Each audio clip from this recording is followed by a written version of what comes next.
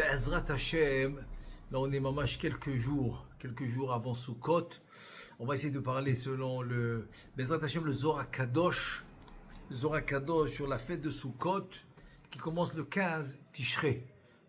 Avant ça, on va juste parler un peu des quelques jours qu'il y a entre Kippour et Sukkot. C'est des jours très très très saints. Par exemple, on voit dans un livre qui s'appelle Shirat Moshe, Khatam Sofer HaKadosh. Alors lui là-bas, il la met dans l'Agdama, dans l'introduction de son livre. Comme son nom l'indique, Shirat Moshe, c'est la chanson de Moshe, c'est-à-dire des chansons qu'il avait composées, le Rav, le Khatam Sofer. Et là, il raconte dans l'introduction, il dit, on lui a posé la question, comment il a trouvé le temps pour composer des chansons, des chants, pour louer Akadosh Baruch Hu. Il dit qu'il était occupé à répondre aux questions. Il avait des milliers de questions qui venaient à lui pour qu'il réponde. Donc comment il avait le temps? Il a répondu à un truc incroyable. Il a dit entre Kippour et Sukkot que je suis vraiment plongé dans la Avodat Hashem. Je suis très très connecté. Ça s'appelle la Dvekut. Je suis très connecté avec Hashem. Là, j'ai trouvé le temps pour louer Akadosh Baruch Hu et pour faire les chansons. Et on sait que ces jours-ci, au nom du Sha'ar Kavanot, au nom du Harizal, c'est des jours qui sont que les chassadim, que les bontés, que les miséricordes, celles qui dominent dans le monde. Ça s'appelle les chassadim qui dominent dans le monde. Et on ramène, pour expliquer ça, on dit que la sainteté de ces jours-là, c'est comme la sainteté de Chol HaMoed, tellement ils sont élevés ces jours-ci. Donc déjà, d'abord ces jours ils sont importants. D'abord parce que selon le Pshat, la Gemara dit parce que c'est Rishon le Cheshbon Avonot, on a été pardonné à Yom Kippourim. Donc le début des comptes de l'homme qui commence à compter, Chasve Chalila, Chasve Shalom, oui, mais s'il faute, le début du compte, c'est après Yom Kippourim. Évidemment, on parle des fautes Ben Adam la Makom, entre lui et Akadosh Baruch Hu, mais les fautes Ben Adam la Chavero entre lui et son prochain, ça c'est sûr qu'il doit demander pardon à son prochain. S'il l'a pas encore fait avant Kippour, c'est sûr qu'il doit le faire encore. Pourquoi?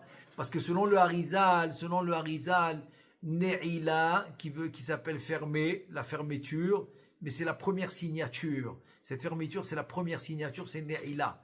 Et la deuxième signature, qui est la finale, selon le Harizal, c'est Hoshana Rabbah.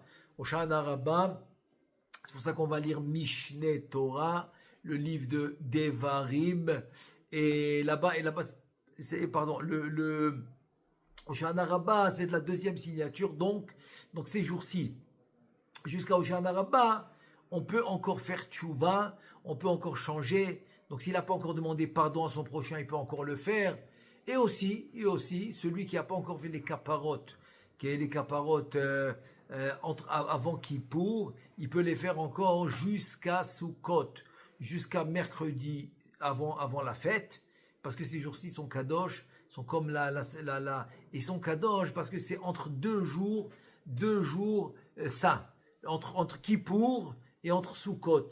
Donc c'est grâce à Kippour que ces jours-ci ils ont une élévation. Donc c'est pour ça qu'il peut encore faire les capotes avec l'argent. Avec l'argent, il peut encore le faire jusqu'au premier jour de Sukkot.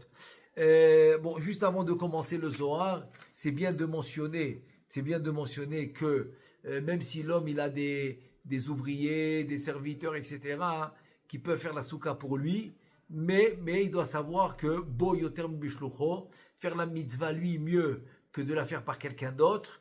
Et quand je dis la mitzvah, c'est surtout le srach. C'est-à-dire tout le reste de la soukha, il peut se la faire construire, même par un goy, il n'y a pas de souci. Les murs, le cadre, il n'y a pas de problème.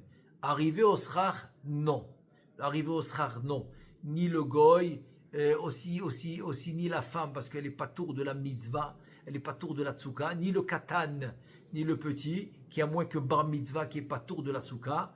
Il faut le faire par lui-même ou par un enfant à lui qui est plus que bar mitzvah. Ça, c'est le Ikar, c'est le principal de la Soukha. Le principal de la Soukha, c'est le Srar. C'est le Srar, Soukha Shalom Aleinu. C'est là qu'on va amener la lumière de la Bina. La lumière de la Bina, c'est grâce au Srar.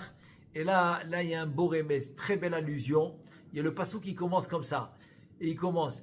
Semolo tachat le roshi. Semolo, c'est la gauche. La gauche, c'est la gvura, c'est la rigueur. Donc la rigueur, tachat le roshi en dessous de ma tête. C'est quoi les roshis? C'est quoi ma tête? C'est Rosh Hashanah. Donc Rosh Hashanah, c'est les dinim, c'est la rigueur. Donc ça, c'est le small, c'est la gauche. Ah, vimino. Vimino, c'est la droite. La droite est chabekeni. La droite, elle va m'enlacer. C'est quoi la droite qui va m'enlacer? C'est la souka. Comment? Parce qu'on sait que dans le traité de souka, la souka, la minimum, la grandeur de souka minimum, eh ben, c'est 2 murs avec un tefar. Un tefar est à peu près 8 cm. Ok, la Gemara a plusieurs propositions là-bas. Mais en fait, le 3e mur n'est pas obligé d'être un mur au complet. C'est ça en fait la conclusion de la Gemara. Donc ça fait exactement le forme du bras. C'est-à-dire que si tu prends par exemple à partir de l'épaule jusqu'au coude, ça fait comme un mur. Du coude jusqu'au poignet, ça fait le 2e mur. Et la main elle-même, c'est comme le 3e mur qui n'est pas obligé d'être entier. Et c'est comme quelqu'un qui t'enlace. Quelqu'un qui t'enlace, il met son bras droit sur toi. Donc la première partie de l'épaule jusqu'au coude, c'est le 1er mur de la souka. Du coude jusqu'au poignet, c'est le 2e mur de la souka. Et la main elle-même, c'est le 3e mur. Et c'est comme quelqu'un qui t'enlace. Donc, kaviachol, quand tu rentres dans la souka, tu te fais enlacer par les lumières de la bina. Très, très haut niveau. C'est pour ça que celui qui fait tchouva me ahava, à Sukkot, tous ses fautes tous ces fautes vont se transformer en srouyot, en mérite. C'est-à-dire les averot vont devenir des mitzvot. Un truc incroyable. Et il y a une belle allusion aussi qu'on dit le Nissou Hamaim. Toute l'année, au Bet Hamikdash, il y avait les korbanot, il y avait Nissou Hayain, le vin qui versait il y avait un endroit spécifique pour verser le vin dans le misbéar, etc. Ça faisait partie du service du Bet Hamikdash. Et voilà qu'à Sukkot, on verse aussi de l'eau. Ça s'appelle Nissou Hamaim. Comme on fait avec le vin, on fait avec l'eau. Alors la question elle se pose, c'est pourquoi on est obligé de dire qu'on le fait Bessimcha, dans le vin. C'est pas écrit toute l'année qu'on met le vin. On verse le vin dans un endroit spécial qui descendait en bas et qui vidait à peu près une fois par 70 ans. Et il y avait un autre côté, un autre trou où il faisait passer l'eau. Et là-bas c'est écrit Ush avtem maim besason mi ma'yane ha'eshua. Pourquoi tu dis tu vas puiser de l'eau besason? C'est une grande simcha, sasson c'est une grande simcha. Alors une belle allusion, c'est qu'en fait à Rosh Hashanah qu'est-ce qu'on a fait? On a fait le tashlir. Le tashlir on le fait au bord d'un fleuve, au bord d'un ruisseau ou au bord d'un endroit d'eau. Là où il y a de l'eau, on fait le tashlir. Donc, quand on dit tashlir bibzolotiam, qu'est-ce qu'on fait? On secoue notre habit et kaviachol, on fait tomber les fautes dans l'eau kaviachol pour s'en séparer. On se sépare des fautes qu'on fait le tashlir.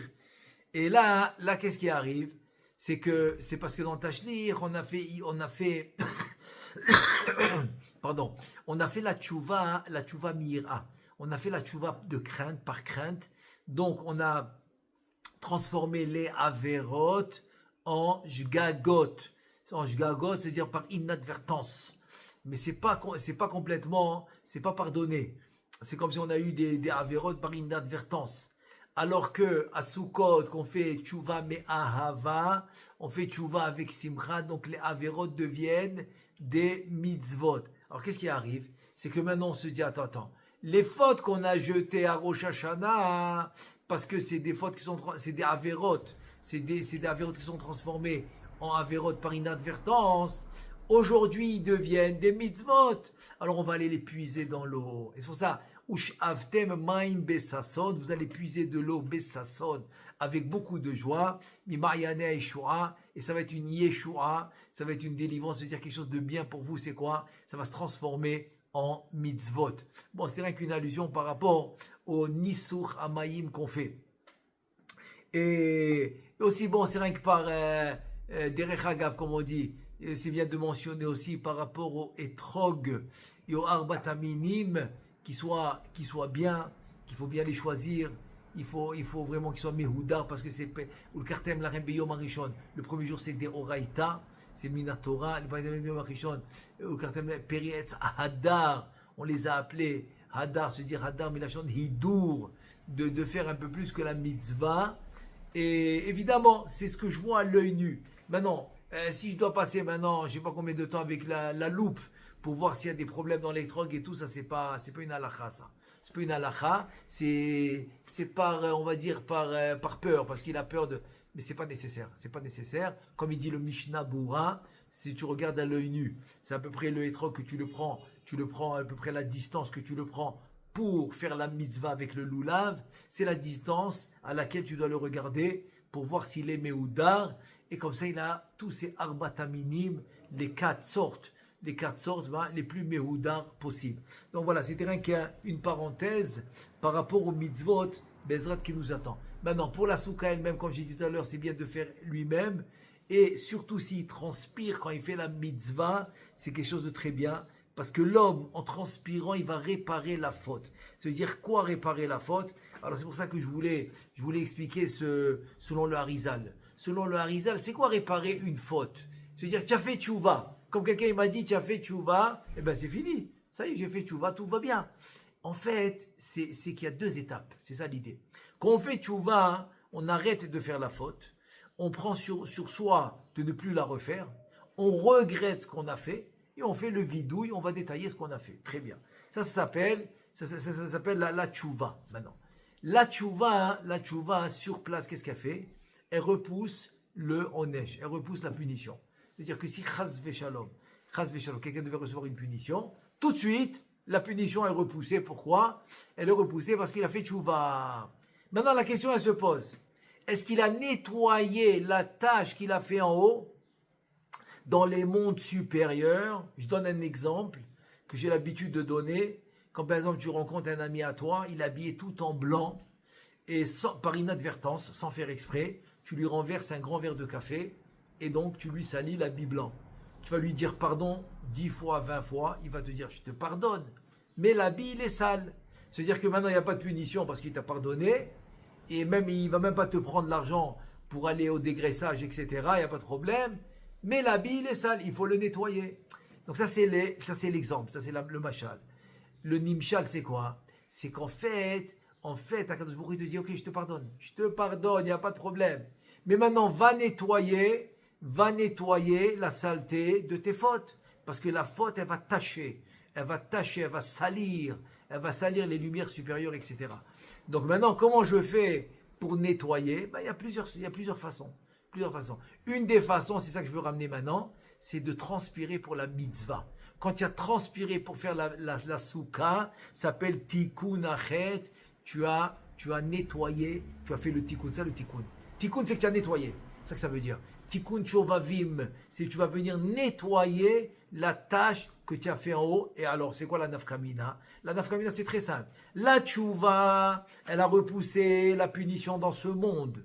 Le tikkun que tu as nettoyé, toute ta faute, tu l'as nettoyé complètement, ça va éviter la punition en haut. Donc tu n'auras ni punition, ni en bas, ni en haut. Donc tout complètement naki, complètement propre. Et comme il dit le Rambam, alav shalom, on ne va même pas te la mentionner, cette avéra. Une avéra que tu as fait tchouva en bas, et tu as repoussé la faute, tu as repoussé la punition, et que tu as nettoyé en haut, et bien on ne va même pas te la mentionner après 120 ans. Même pas mentionné. Donc une des façons, c'est de transpirer pour la mitzvah, pour faire la tzouka, ou par exemple transpirer Erev Shabbat, pour les Revot Shabbat, ou par exemple quelqu'un il nous fait honte en public et on se tait. Alors ça aussi ça nettoie. Il y a plein de... Ou bien les tzomot, il va jeûner comme à Shovavim, etc. Donc il y a beaucoup de façons. Les Issourim qui prend Be'ahava, ça va nettoyer. Donc n'importe quoi, quand l'homme il vit avec la Hashgacha et tout il prend Be'ahava, donc ça peut le nettoyer complètement de toutes les fautes. Donc comme ça il n'aura ni punition ni dans ce monde, ni dans le monde futur. Ça s'appelle le tikkun au complet. Bon voilà, c'était rien qu'une parenthèse par rapport à la mitzvah que l'homme il fait lui-même. Maintenant, Be'ezrat Hashem, on passe au Zohar Kadosh qui va parler du 15 Tishrei. 15 Tishrei, qui est la fête de Sukkot. Et là, il commence comme ça. Ube Khamisha. Uba Khamisha Asariom, c'est-à-dire le 15 du mois, qui est le 15 Tishrei. Rabbi Yehuda. Rabbi Yehuda Patah, et comme on l'a souvent mentionné, le mot Patah, ça vient ouvrir. Qu'est-ce qui vient ouvrir Rabbi Yehuda? Chaque fois que le Zohar HaKadosh, il emploie le mot Patah, il nous dit Rabbi Avram Galanti, au nom du Ramak de Rabbi Moshe Cordovero, il nous dit Patah, il a ouvert un chidouche qui n'était pas dévoilé, ni en haut ni en bas. Et une des preuves, Bessiata Dishmaya, que j'amène, c'est que tous les Neshamot, ils viennent étudier avec Rabbi Shimon. Moshe Rabbeinu, il vient. Eliyahu Navi, Chizkiyahu Melech Yehuda, Rabbi Pinchas Ben Yair, tous les Neshamot, ils viennent écouter le chidouche de Rabbi Shimon. Si c'est un chidouche qu'ils ont écouté en haut, alors pourquoi ils descendent? Donc, chaque fois que c'est écrit Patah, c'est un nouveau chidouche. Donc ça, c'est Rabbi Yehuda. C'est Rabbi Yehuda qui a fait descendre ce chidouche dans le monde. Et le chidouche, c'est lequel? Vaishma Kenaani Melech Arad. Quel rapport? Rashi nous dit Bamakom, c'est quoi ça? Il dit qu'en fait, dans le pasuk, c'est écrit Shama Shemet Aaron. Qu'est-ce qu'il a écouté? Vaishma Kenaani Melech Arad. Le roi de Arad, qui est de Kenaan, il a écouté quoi? Qu'est-ce qu'il a écouté? Rashi nous dit, il a écouté que Aharon, à Cohen et Niftar. Behor, Hahar, comme la Torah nous enseigne. Et donc, il a écouté que Aaron et Niftar, et alors? Istalko Ananim. Donc, les Anané Kavod, les nuées qui les accompagnaient dans le désert, les ont quittés. Pourquoi? Aaron et Niftar. Parce que, comme il va nous dire tout de suite, il nous dit qu'on avait trois cadeaux dans le désert. Alors on voit tout de suite dans le Zohar HaKadosh, Gimel Matenan Ilahin, on a appris qu'il y a 3 cadeaux très très haut niveau dans le désert, qu'il y avait un chesed, un grand chesed, une grande bonté qui s'est fait dans le désert, Mina Shamayim, par amour que HaKadosh Baruch Hu il a pour son peuple, le Am Israël. Et là, il nous dit, Izdamanu, Léouli Israël, Alédé, Telatachid. Maintenant, ces 3 cadeaux. D'abord, c'est lesquels? Et ensuite, grâce à qui? Parce qu'il y a toujours quelqu'un que par son mérite, ça va venir. Quand par exemple, Rabbi Hanina ben Dosa, Rabbi Ben Raza, il dit que la Gemara dit, Bishvil Hanina Beni, Kol Haolam Nizon, Veu Maspiklo, Kav Shel Charouvim. Ça veut dire que tout le monde entier et se nourrit grâce à Hanina, mon fils, il dit à Kadosh Baruch Hu, c'est Rabbi Hanina ben Dosa, il dit grâce à lui, et lui, ça lui suffit un peu de karoub, il prenait un peu de karoub comme ça en semaine, ça lui suffisait, mais tout le monde, il vit grâce à lui, et il nous dit le Baal Shem Tov à Kadosh, c'est quoi? Bishvil Hanina Beni, Bashvil, c'est le conduit, c'est le tuyau, c'est le conduit, donc grâce au conduit, grâce au tuyau de Rabbi Hanina ben Dosa, c'est grâce à lui que le monde va recevoir la parnassa. Donc tu vois que dans le monde, il y a besoin du tzaddik qui va, que grâce à son mérite, il va amener quelque chose de bien dans le monde. Alors au désert, il y avait 3 tzaddikim. Il y avait Moshe, il y avait Aaron, Myriam ou Moshe. Je dis par ordre de croissance, parce qu'Aaron c'était le plus vieux. Aaron, Myriam ou Moshe. Donc il te dit Moshe, Aaron ou Myriam. Alors, Man, le Zohar HaKadosh, il commence par Moshe. Donc, il y a Moshe, Aaron ou Myriam. Moshe, grâce à lui, on a eu la man. Man, Bischut Moshe. Anane Kavod, Bischut Aaron.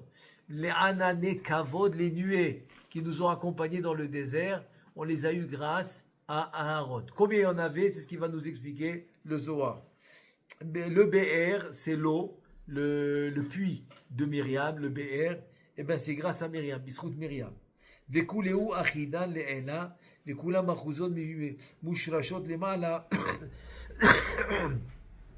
Ba'atzilut, ça veut dire quoi? Ça veut dire qu'ils sont tous dans leur shoresh, dans leur source, ils sont dans Olam Atzilut. Et là, il continue le Zohar HaKadosh. Man Bisrout Moshe Dirtiv.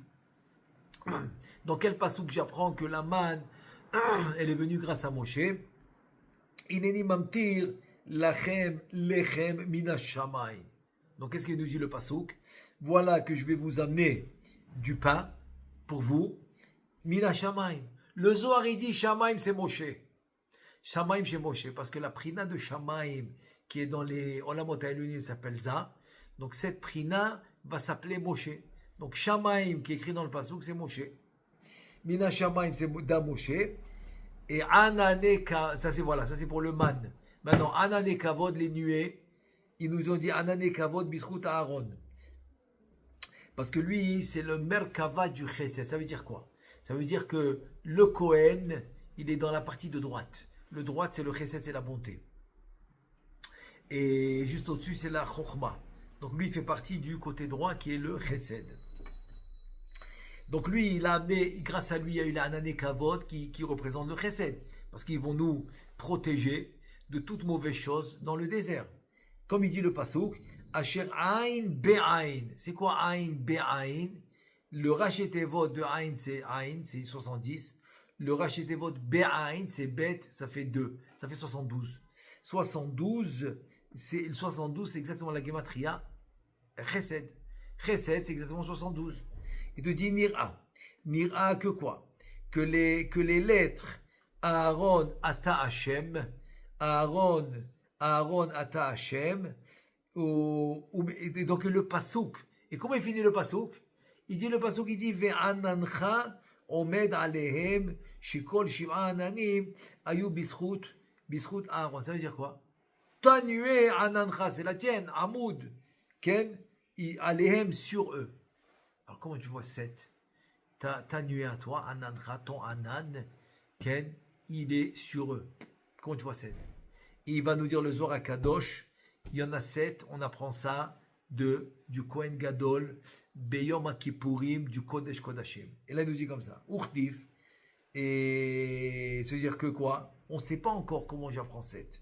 Mi Amar Shayu Shiva Anane Kavod, peut-être qu'il y avait une seule. Si tu apprends du Pasouk, de notre Pasouk à nous, eh ben tu en vois une. Ve'anancha, au singulier, c'est une. Ah, là, il va amener une réaya de quoi? De la Ketoret que faisait le Kohen Gadol Beyom HaKippurim. Et là-bas, le pasuk il dit Vechissa anana ketoret et akaporet.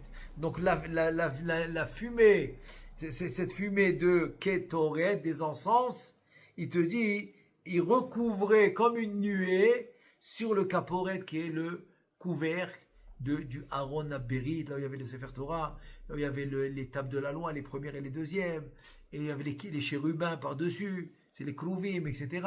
Donc là, la nuée de fumée là, de Ketoret, elle recouvrait tout, elle cachait tout. Il te dit, Mala Lanchiva. Alors, dans la Ketoret, ça on le sait, il y en avait 7 nuées, 7 nuages, 7 nuées, Dehainu, Anana Ketoret. C'est-à-dire que le Hanan de Ketoret, le passouk qui dit ça va réunir les 7.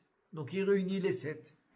Afkan, donc si maintenant dans Kohen Gadol c'est ainsi, il te dit dans Aaron à Kohen que grâce à lui on a les nuées, les Hanan et Kavod, il te dit lui aussi Afkan Ameshiva. Donc là aussi ça va être quand le passouk qui parle au singulier Ve'anancha omed alehem. Gamken, Ayu Shiva Ananim, Bischut Aaron. Donc tu vois que quoi? Que là dehors tu vois de la Ketoret. Ça s'appelle Binyan Av. Binyan Av, non, pardon. Ici c'est surtout Xerasheva, pourquoi c'est le même mot? Anancha. Anancha c'est écrit donc, dans le Kohen Gadol, Beyom HaKippurim, et là-bas c'est 7. Donc Anancha qui est écrit dans le man, dans le désert, qui nous sauvait de toutes les mauvaises choses du désert. Donc là aussi c'est 7. Donc ça c'est la Xerasheva qu'on a fait du Kohen Gadol. Deaba Ketoret Shiv'a Ananim Mitkashran Kachada. Donc parce que dans la Ketoret, on sait qu'il y en a 7 qui vont attacher qui vont réunir les 7. Ve'Aaron Reja l'école Shiv'a Ananim. Et le Aaron à Kohen, c'est la tête de tous les 7. Donc c'est lui qui va réunir les 7. Donc c'est ça que ça veut dire par son mérite. Par son mérite, il y a les 7 nuées, parce que lui c'est la tête des 7. Ve'u Kashir Leshit Acharanim. Bechol Yoma. Donc tous les jours, maintenant il y a un très grand ridouche qui est pas très connu, là c'est un grand ridouche du Zohar, que tous les jours en fait, Aaron il va être là avec les 6. Ça veut dire que si maintenant, aujourd'hui, c'est Aaron, aujourd'hui, c'est, par exemple, le premier jour, c'est Abraham, mais tu as Aaron, tu as tout le monde. Là, finalement, dans la conclusion du Zohar, on va mentionner tous. C'est-à-dire, c'est comme tu dis, celui qui a l'habitude de dire, par exemple, le Leshem Yehoud, avant de rentrer dans la Souka. Derech Agav, j'ouvre une parenthèse là-dessus. Il est un peu long, donc moi je le fais à l'intérieur de la Souka. Pas obligé de le faire à l'extérieur, parce que c'est du temps quand même précieux que tu peux être à l'intérieur de la Souka. Donc c'est mieux d'être à l'intérieur de la Souka et faire le Leshem Yehoud. Et là-bas, tu vas voir que quand tu dis Li'oul, Avraham, par exemple, le premier jour, tu dis Ve'imeh, avec lui, tu cites tous les autres. Israël, Yaakov, Moshe, Aaron, etc. jusqu'à David. Et donc tu cites tout le monde. Donc tous les jours. Le deuxième c'est Yitzhak, tu vas citer tout le monde avec, qui vont venir avec lui. Donc en fait, mais c'est qui va unir les sept? Il te dit c'est le Chesed, c'est la bonté, c'est le Kohen. C'est le Kohen qui va unir tout ça. C'est un chidouche incroyable. Et de là peut-être, j'ai pensé peut-être expliquer la Gzera Shava qu'on a entre Toutou. C'est quoi Toutou? Le 15 Nissan et le 15 Tishrei. Alors on sait que le premier soir de Sukkot, on sait qu'on a une mitzvah de la Torah de manger kazaït de pain sous la souka. Et d'où tu apprends ça? Ben, tu apprends ça en Gzera Shava, toutou, avec du 15 Nissan. Comme le 15 Nissan, tu dois manger kazaït matzah le premier soir de Pessah, kazaït matzah. Donc tu vas manger aussi kazaït de pain le premier soir de Sukkot, c'est une Gzera Shava. Mais la question, elle se pose, quel rapport? Maintenant, là, on voit le rapport. Pourquoi? Parce qu'on sait que selon la Kabbalah, les fêtes, ils sont par rapport aux sphirotes. Alors, on sait que, par exemple, la fête de Pessah va s'appeler Ak. C'est des mots, c'est des mots techniques, des partsoufim. Ak, Ve'abia, c'est les mondes. Il y a 5 mondes. Il y a le Adam Kadmon. Et Abia, c'est les Rachetevot de Atzilut, Beria, Yetzira, Asiya, c'est les noms des mondes. Alors, tu as 5 mondes. Ag Ve'abia, des Gvura, de la Sphira de Gvura. Donc ça, c'est les premières fêtes. C'est par exemple Rosh Hashanah, Kippour. Ensuite, il y a les Chassadim, comme on a dit tout à l'heure, qui vont être les Chassadim. Les Chassadim qui vont être Sukkot. Maintenant, à Pessah, c'est quoi? À Pessah, c'est Ag Ve'abia des Chesed. Donc, c'est le Chesed lui-même, c'est Pessah. Donc maintenant, Kaviachol, comme tu es dans les bontés, comme tu es dans les chassadim à Sukkot, donc maintenant tu as la possibilité de te connecter avec le Hag Ve'abia du Chesed de Pessah. Comment je me connecte? Avec cette halakha de manger kazaït sous la souka que j'ai appris de Pessah. En fait, c'est une connexion. Et c'est quoi cette connexion selon le Sod? Selon le Sod, c'est quoi cette connexion? Alors, il nous dit le Rashash, c'est en fait parce que à Nissan, on a la naissance des Neshamot, c'est les Pnimiyut. Alors qu'à Tishrei, on a la naissance du corps. C'est pour ça qu'il n'y a pas de contradiction, et c'est pas vraiment une marloquette entre Rabbi Yoshua et Rabbi Eliezer. Quand Rabbi Yoshua il me dit que le monde a été créé en Nissan, c'est les Neshamot. C'est les Neshamot, c'est la Pnimiyut. Et quand Rabbi Eliezer il me dit que le monde a été créé en Tishrei, c'est le corps, c'est Adam Arishon. Donc Adam Arishon a été créé en Tishrei, très bien. Donc Tishrei, c'est le corps, c'est la Chitzoniyut. Alors que Nissan, c'est la Pnimiyut. Donc tu as le Chesed dans la Pnimiyut et tu as le Chesed. Ici, tu as le Chesed dans la Chitzoniyut qui est la Souka, etc. C'est les Chassadim, c'est les bontés. Donc c'est pour ça que tu dois sortir dehors de la maison et c'est ça qui va te protéger. Quand tu vas être sous la Souka, c'est le Horabina. Donc tu vas connecter le chesed de la pnimiyut avec le chesed de la chitzoniyut ensemble, grâce à cette halakha de manger le kazaït le premier soir de Sukkot. C'est pour ça qu'il y en a qui essaient de manger ce pain, ce kazaït, le premier kazaït, je parle seulement, même sans les salades, etc., pour faire la mitzvah, mais après c'est bon. Mais bon, c'est pas me'akev. Mais c'est bien, c'est une bonne chumra. Donc voilà, ça c'est la connexion. La connexion qui est entre les chassadim, entre le chesed de Pessah, avec les chassadim de Sukkot qu'on doit réunir. Donc ça c'est un truc incroyable. Pourquoi c'est un truc incroyable? Parce qu'en fait, ça peut répondre à une autre question. Quelle question? Tu me dis que quoi? Le pasuk qui dit Sheva Ipol Tzadik Vekam. 7 fois l'homme il peut tomber, il se reprend. c'est pas grave, reprends-toi, relève-toi. Maintenant, moi, je me pose la question, est-ce que c'est possible que c'est 7 fois? Si tu me dis que c'est 7 fois qu'on peut tomber, se relever, on n'a plus de chance. On a passé les 7 fois, ça fait longtemps. Ça fait longtemps. Et je peux demander maintenant à chacun d'entre nous, je peux demander, est-ce que quelqu'un peut lever la main et dire, non, moi, j'ai pas encore atteint les 7 fois. Je suis à la 2, 3e fois, à 5e fois. Impossible. Tout le monde a passé les 7 fois. Alors, pourquoi le passouk dit 7? Si c'est pour me dire Lav Davka, c'est pas important. C'est Lav Davka 7. Mais pourquoi tu dis 7? Alors, dis 6, 7, 8, 10. Et tu me dis Lav Davka. Non. Le 7, pourquoi? Parce que, en fait, l'homme, il peut fauter dans 7 différentes façons.